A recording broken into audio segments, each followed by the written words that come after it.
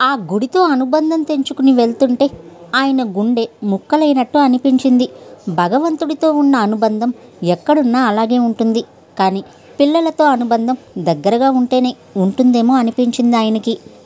ప్రస్తుతానికి ఇల్లు మాత్రం తాళం వేసేసి కొడుకు దగ్గరకు హైదరాబాద్ బయలుదేరాడు. కృష్ణస్వామి రాకతో ఆ ఇంటికి నిండుదనం వచ్చినట్టు అనిపించింది తాయారమ్మకి. ఇన్నాళ్ళు భర్త అక్కడ ఏం తింటున్నాడో ఏం చేస్తున్నాడో అని ప్రతి క్షణం దిగులు ఉండేది. మనిషి కొడుకు దగ్గర ఉన్న మనసు మాత్రం భర్త చుట్టూ తిరుగుతూ ఉండేది. 65 ఏళ్ల వృద్ధుణ్ణి జీవితంలో మొదటిసారి ఒక్కడిని వదిలిపెట్టడం నిజానికి ఎంతో బాధాకరమైన విషయం. కానీ పరిస్థితులు ఆవిడ్ని ఆయనకు దూరం చేశాయి. ఒక పసివాడిని, అందున తన మనవణ్ణి, తల్లి లేని వాణ్ణి, ఏమాత్రం పిల్లల్ని పెంచే అనుభవం లేని కొడుకు దగ్గర వదిలిపెట్టి ఉండడం అంతకన్నా బాధాకరం అనిపించింది.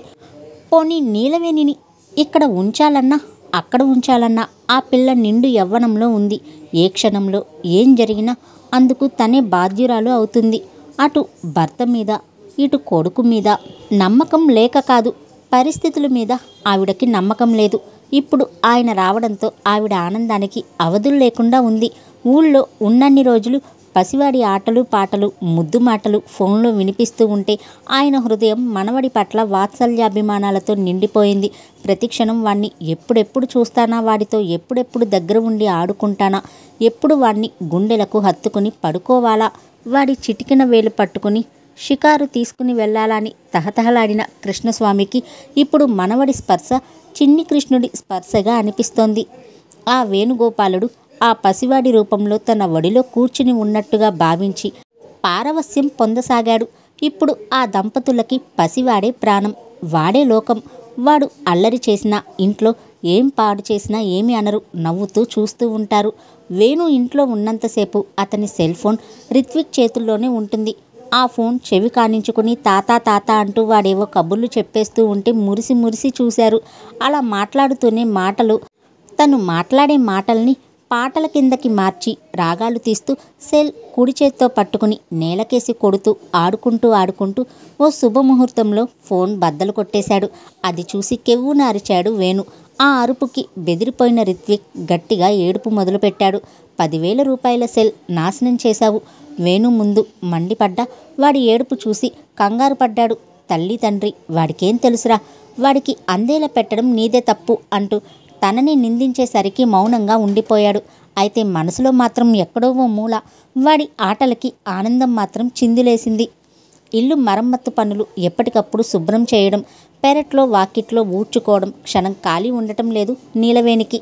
రిత్విక్ని పూర్తిగా కృష్ణస్వామి తాయారమ్మ దంపతులే చూసుకుంటున్నారు. ఇల్లు పెద్దడవడం, కన్స్ట్రక్షన్ పని వలన కలిగే ఇబ్బందులు, అదనపు పనులు, ఆమెకి పని బాగా పెరిగింది. అది గమనించిన తాయారమ్మ వేణుకి చెప్పింది మరో పని మనిషిని చూడమని. వేణు కూడా సరేనన్నాడు. 4-5 నెలలు గడిచింది. ఇల్లు పూర్తయింది. గృహప్రవేశానికి ముహూర్తం చూశాడు కృష్ణస్వామి. వసంత పంచమి గురువారం అద్భుతంగా ఉంది. అప్పటిదాకా సరైన ముహూర్తాలు కనిపించలేదు. ఆ రోజు మాధవి వచ్చింది. కౌశిక్ని తీసుకుని వచ్చిన మాధవిని మనసారా ఆహ్వానించింది తాయారమ్మ. రామ్మారా కులాసానా అంటూ చేతులు చాచి కౌశిక్ని అందుకుంది. అమ్మమ్మ అంటూ కౌశిక్ ఆవిడ కళ్ళజోడు తీయబోతూ ఉంటే, నా తండ్రిగా దీని జోలికి రాకురా అంటూ మేడ మీద ఉన్న నీలవేణికి వినిపించేలా కొంచెం గట్టిగా అంది. నీలవేణి, బాబుని తీసుకునిరా, వాడి స్నేహితుడొచ్చాడు, ఆడుకుంటాడు. వస్తున్నానమ్మా. నీలవేణి రిత్విక్ని ఎత్తుకుని కిందకి దిగింది. మాధవిని చూసి నవ్వుతూ దగ్గరగా వచ్చి బాగున్నారా అక్క అంటూ పలకరించింది. మాధవి రిత్విక్ని ఎత్తుకుని కాసేపు ఎగరేసి ఆడి ముద్దు పెట్టుకుని నీలవేణి చేతికిచ్చి వాళ్ళిద్దరి ముందు బొమ్మలు పడేసి వెళ్ళి పని చూసుకో, వాళ్ళే ఆడుకుంటారు అంది. నేనున్నానుగా తల్లి ఆడించడానికి అంటూ వచ్చిన కృష్ణస్వామికి నమస్కరించింది. దీర్ఘ సుమంగళి భవ అంటూ కులాసానా అమ్మ అని అడిగాడు. మాకేం, మేము కులాసానే బాబాయ్ గారు, మీరెలా ఉన్నారు అని అడిగింది. నా మనవడితో ఆడుకుంటూ ఉంటే వయసు ఓ 10 ఏళ్ళు తగ్గిందమ్మా అన్నాడాయన. నవ్వింది మాధవి తల తిప్పి ఇల్లంతా కలయ చూస్తూ. ఇల్లు చాలా బాగుంది పిన్ని గారు అంది. అవునమ్మా, నా కొడుకు దగ్గరుండి పర్యవేక్షిస్తున్నాడు అందావిడ. అదృష్టవంతులు మీరు, ఒక్కడైనా బంగారం లాంటి కొడుకు అంది మాధవి. కృష్ణస్వామి పిల్లలిద్దరినీ తీసుకుని హాల్లోకి వెళ్ళిపోయాడు ఆడించడానికి. మాధవి తాయారమ్మ పక్కన సోఫాలో కూర్చుంది. మీ బాబాయ్ గృహప్రవేశానికి ముహూర్తం నిర్ణయించారమ్మా, ఈలోగా వాడికేదన్నా సంబంధం చూడమ్మా, పెళ్లి నిరాడంబరంగా జరిగిన ఎంచక్క కొడుకు కోడలు కలిసి గృహప్రవేశం చేసుకుంటారు అంది తాయారమ్మ. నెల రోజుల్లోనే సంబంధం కుదిరి వేణు పెళ్లి చేసుకుని భార్యతో గృహప్రవేశం చేయాలన్న ఆవిడ కోరికకి ముందు నవ్వొచ్చిన తరువాత జాలేసింది. తప్పకుండా చూస్తానండి, మంచి సంబంధం చూడాలని ఆలస్యం చేశాను అంది. మనకేం కట్న కానుకలు ఇవ్వాలా? అదేం లేదుగా. వేణు చక్కటి కుర్రాడు, బుద్ధిమంతుడు. తల్లిగా నేను చెప్పకూడదు కానీ నీకు తెలుసుగా, చక్కగా ఉంటాడు. మాధవి ఆవిడ చేతి మీద చెయ్యేసి మృదువుగా అంది. అతన్ని అర్థం చేసుకుని అన్ని విధాలుగా సహకరించే అమ్మాయి కావాలి కదండి. అవునమ్మా అందావిడ మాధవి వివేకానికి ముచ్చటపడుతూ. మాధవి అదే అదునుగా ఆవిడకి కొంచెం దగ్గరగా జరిగి స్వరం తగ్గించి నెమ్మదిగా అడిగింది. అది సరే, ఈ విషయం చెప్పండి. మా ప్రీతిని చూశారుగా, ఆ అమ్మాయి మీద మీ అభిప్రాయం ఏంటి? ఆవిడ కళ్ళు మెరిశాయి. ఉత్సాహంగా అంది. ఆ అమ్మాయికేం పంజాబీ డ్రెస్ వేసుకున్న అమ్మవారిలా ఉంది అంది. మాధవి నవ్వింది. దాన్ని ముందు అడిగి తన అభిప్రాయం తెలుసుకుని మీకు చెప్తాను, తరువాత వేణుని అడుగుదాం అంది. అలాగే, నువ్వెలా అంటే అలా. నీతో బంధుత్వం కలుపుకునే అవకాశం రావడం అదృష్టం అందావిడ మనస్ఫూర్తిగా. అయ్యో, అంత మాట అనకండి పిన్నిగారు, మీ ఔన్నత్యం ముందు నేనెంత చెప్పండి అంటూ ఆవిడ చెయ్యి మీద చెయ్యేసి నెమ్మదిగా నొక్కింది మాధవి. ఆ స్పర్శలో ఆవిడకి అంతులేని ఆప్యాయత కనిపించింది. మాధవి కాసేపు రిత్విక్తో ఆడుకుని కాసేపు నీలవేణికి పనిలో సాయం చేసి వెళ్ళిపోయింది. ఇంటికి వెళ్ళగానే తెలుగు క్యాలెండర్ తీసుకుని మరునాటి తిథి నక్షత్రం చూస్తుంటే చక్రవర్తి వచ్చాడు. ఏంటి విశేషం? పంచాంగం చూస్తున్నావు, జాబ్లో చేరుతున్నావా అని అడిగాడు. రేపు సప్తమి, గురువారం, మంచిది, ఓకే అంటూ క్యాలెండర్ పక్కన పెట్టి అది పంచాంగం కాదు తెలుగు క్యాలెండర్ అంది. పంచాంగం అంటే తిథి, వార, నక్షత్రాలు, యోగ విషయాలు, కారణాలు అనే 5 సూత్రాల ఆధారంగా తయారు చేయబడింది. ఈ క్యాలెండర్లో తిథి, వార, నక్షత్రాలున్నాయి కదా, అందుకిది పంచాంగం. వివరంగా తనకేదో బాగా తెలిసినట్టు చెబుతున్న చక్రవర్తి వైపు నిశితంగా చూస్తూ ఫక్కున నవ్వింది మాధవి. ఎందుకా నవ్వు అడిగాడు. ఏమీ లేదు అంటూ అతని టై వదులు చేస్తూ అంది. ప్రీతికి సంబంధం మాట్లాడాను, దాని అభిప్రాయం తెలుసుకోవడానికి మంచి రోజు కోసం చూశాను. నువ్వు చాలా పెద్దదానివైపోతున్నట్టు అనిపిస్తోంది. మరి అమ్మమ్మని పెళ్లి చేసుకున్నానేంటో అదోలా మొహం పెట్టి అంటున్న చక్రవర్తి వైపు కోపంగా చూసింది. పెళ్లి మాటలు మాట్లాడితే అమ్మమ్మ అయినట్ట కాదా? అయితే మీరు నాకన్నా ముందే తాతయ్యారు. నేనా? ఎలా? ఆశ్చర్యంగా చూశాడు. వేణు పెళ్లి మాటలు మీరేగా మాట్లాడారు? నో, నాకసలు తెలియదు. ఆహా, పాపం తెలీదు. వేణు ప్రేమ అర్చనని పెళ్లి చేసుకుంటానని సవాల్ చేయడం మీకు తెలీదని నేను నమ్మాలా? అదా? తేలిగ్గా అంటూ ఆమెని దగ్గరికి లాక్కుని అన్నాడు. నువ్వీ మధ్య చాలా నాటీ అవుతున్నావు. మాటకు మాట చమత్కారంగా జవాబు చెప్తున్నావు. సహవాస దోషంలేండి. కానీ నేను రేపు ప్రీతితో వేణు గురించి మాట్లాడాలనుకుంటున్నాను. వేణు గురించి డైరెక్ట్గా అడిగే కన్నా ముందు పెళ్లి మీద కాబోయే భాగస్వామి మీద తనకున్న ఐడియాస్ ఏంటో ప్రీతిని అడిగి తెలుసుకో. మాధవి ఉలిక్కిపడినట్టు చూస్తూ అంది. అరే నిజం, నేను ఇదంతా ఆలోచించలేదండి. నిజమే కదా, దానికి దాని స్వంత ఆలోచనలు, ఏవో కోరికలు ఉంటాయి కదా అంది ఆలోచిస్తూ. చక్రవర్తి తన తలతో ఆమె తల ఢీ కొడుతూ మొద్దుబుర్ర, ఆవేశమే కానీ ఆలోచనే లేదు అన్నాడు. బేలగా అంది మాధవి. అది ఒప్పుకోదంటారా? ఒప్పుకోదని నేనన్నానా? కాకపోతే డైరెక్ట్గా అడిగి తను కాదంటే బాధపడే కన్నా జాగ్రత్తగా తన మనసులో ఏముందో తెలుసుకుని నీ ఆలోచన చెప్పమంటున్నా. మాధవికి చక్రవర్తి మాటలు నిజమే అనిపించాయి. నిజమే కదా అనుకుంది. తనకు ఆలోచన రానందుకు తనని తానే తిట్టుకుంటూ సర్లేండి, మీరు కాళ్ళు చేతులు కడుక్కురండి, టీ తెస్తాను అంటూ లోపలికి వెళ్ళిపోయింది. ఆమె వెళ్ళిన వైపు చూస్తూ ఆ కుటుంబంతో ఈమెకి ఏ జన్మదో బంధం అని అనుకున్నాడు చక్రవర్తి.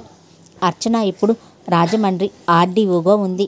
క్వార్టర్స్, వాహనం, పనివాళ్ళు, హోదా బాగుంది. ఇప్పుడు అర్చనకి గతం తలుచుకుంటే ఏమీ అనిపించడం లేదు. వేణు అసలు గుర్తే రాడు. బాబు మాత్రం అప్పుడప్పుడు గుర్తొస్తుంటాడు. ఇప్పుడు బాబుకి 3 ఏళ్ళు ఉంటాయేమో, కబుర్లు చెబుతున్నాడేమో అనుకుంటూ ఉంటుంది. క్వార్టర్స్లో పనిచేస్తున్న శోభాకి 3 ఏళ్ల పిల్లాడు, 6 ఏళ్ల పిల్ల ఉన్నారు. అక్కడే పిల్లల్ని చూసుకుంటూ ఉంటుంది. భర్త తాపీ మేస్త్రి. ఆ తల్లి పిల్లల్ని చూసినప్పుడు సన్నని నిట్టూర్పు వస్తూ ఉంటుంది. వాళ్ళకి కబుర్లు చెప్తూ శోభ అన్నం పెట్టే దృశ్యం అర్చనకి కన్నుల పండుగగా అనిపిస్తూ ఉంటుంది. ఆఫీస్లో కూడా పెద్దగా పని ఒత్తిడి అనిపించడం లేదు. PA Sripathi, superintendent Vasumathi, accountant ఇలా ఓ 4-5 అర్చనని బాగా అభిమానిస్తారు. అనుభవజ్ఞులైన వాళ్ళు. దాదాపు వాళ్ళే ఆమెకి ఆఫీస్ గురించి, అక్కడ పని గురించి, ఆ ఊళ్ళో ఉన్న సమస్యల గురించి వివరంగా చెప్పారు. పెద్దగా రాజకీయంగా కూడా ఎలాంటి హడావిడి కనిపించదు. ఆమె చేరిన వారానికే ఆగస్టు 15 స్వాతంత్ర దినోత్సవం జరిగింది. తన చేతుల మీదుగా పతాకావిష్కరణ చేస్తూ ఉంటే తను వెళ్ళ పులకరించింది. తన హోదా తలుచుకుంటే గర్వంగా అనిపించింది. కానీ హోదా హక్కులను లేదా అధికారాన్ని ఇవ్వదు, బాధ్యతలను మనపై ఉంచుతుంది అన్న ప్రముఖుల పలుకు గుర్తు తెచ్చుకుని తనని తాను సమాధానపరుచుకునేది.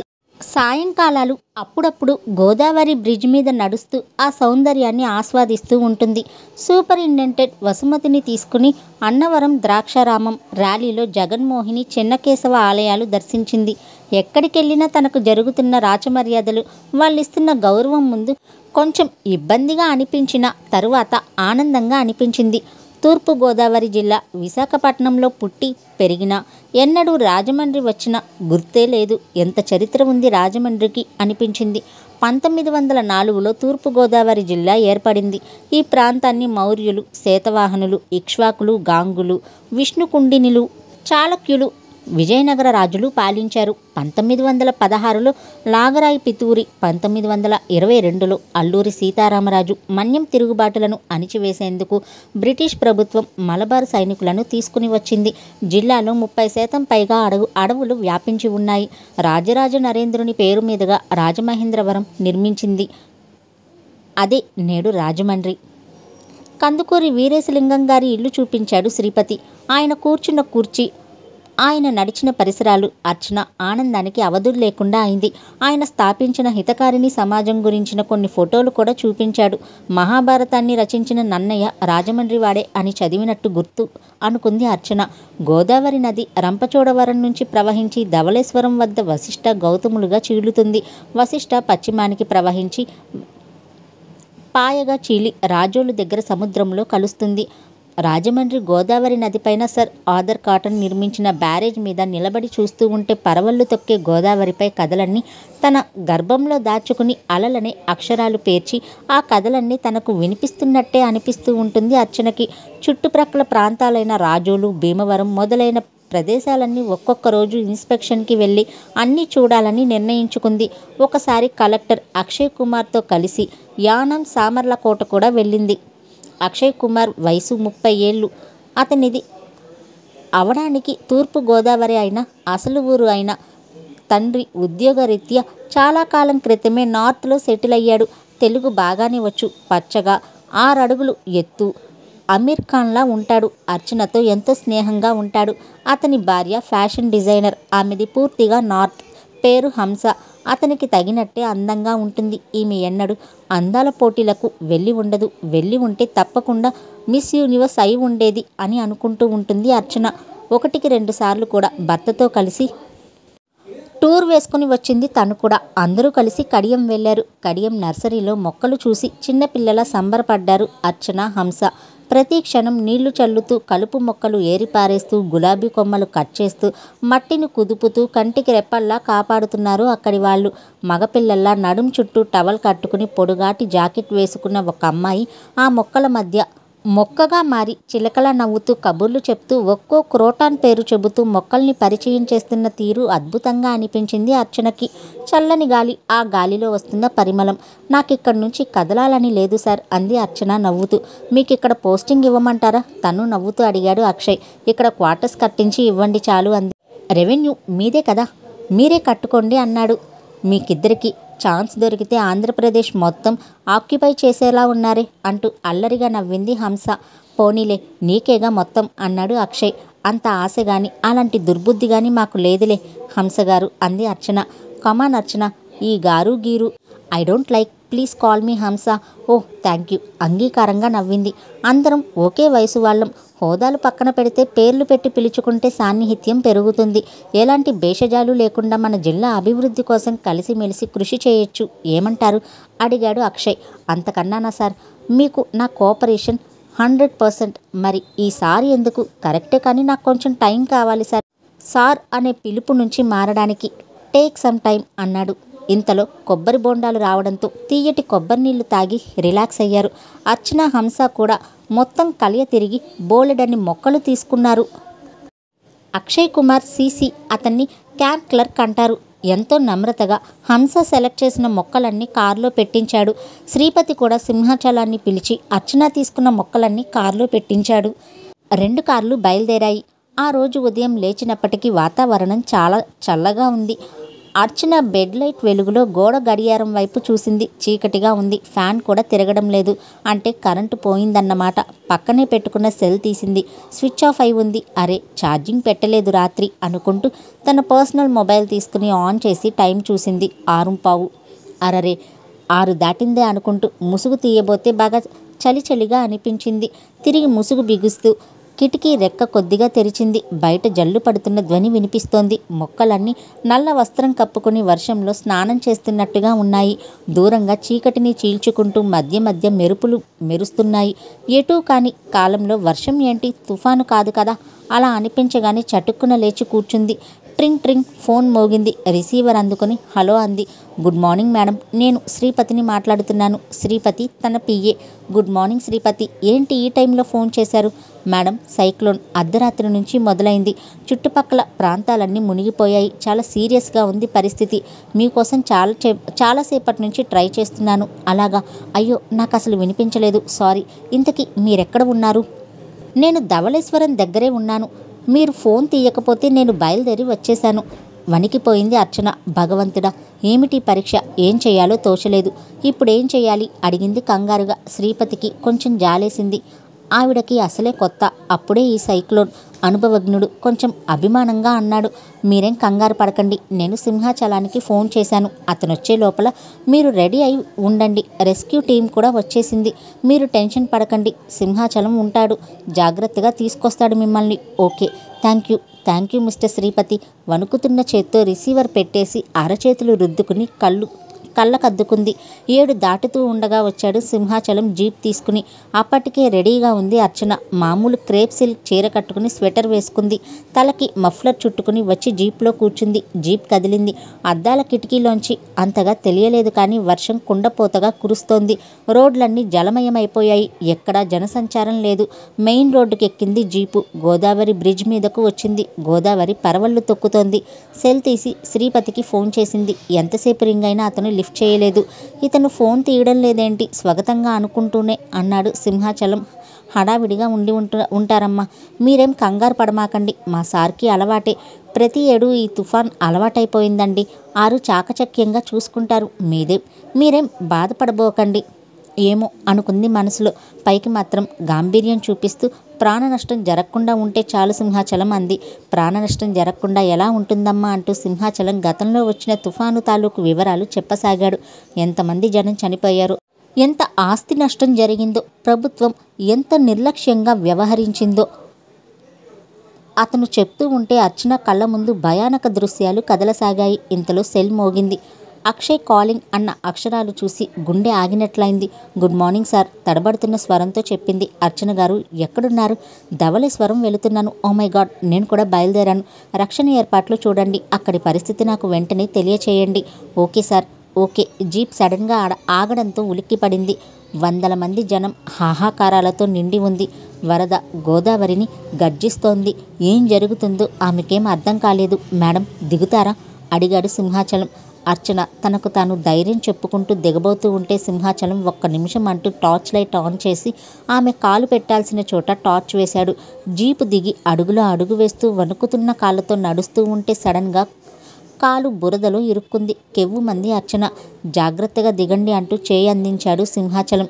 సంకోచించకుండా అతని చేయి అందుకుని అడుగులో అడుగు వేస్తూ కదిలింది.